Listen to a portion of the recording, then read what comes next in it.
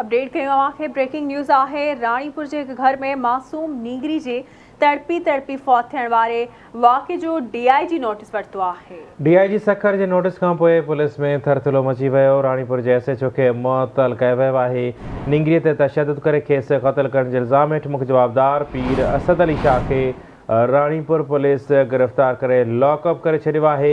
खानवान भरिसां ॻोठ अली मोहम्मद फरडो जी रहवासिण नींगरी फातिमा जे पुरस्रार मौत नओं रुख़ अख़्तियार करे वरितो आहे। फ़ौती नींगरी जी अमर जो चवणु आहे त राणीपुर जे बासर पीराणी गादी जे फ़र्द वटि असां जूं 3 नींगरियूं क़ैद थियल हुयूं। उन्हनि जी जान खे ख़तरो हो। बासर शख़्स धमकियूं ॾिनियूं आहिनि त जेकॾहिं फातिमा जो क़त्ल केस दाख़िल करायो वियो त नींगरियुनि खे क़त्ल करे छॾींदासीं। तफ़सील मालूम कंदासीं हाकिम कूंदर खां। जी हाकिम, अपडेट कजो।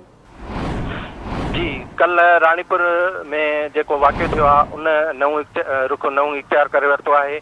जंहिंखां पोइ SSP खैरपुर मीर रोयल कोसो मरहुमा फातिमा फरडो जे वारसनि वटि पहुची वियो ऐं उन्हनि खे यकीन ॾियारियो त जेको बि वारसर केतिरा बि वारसर हुजनि पर उन्हनि खे बख़्श न कयो वेंदो। जॾहिं त हिकु जेको मेन माण्हू आहे पीर सैयद असद शाह उन खे पुलिस गिरफ़्तार करे वरितो आहे। जी, वॾी महिरबानी हाकिम।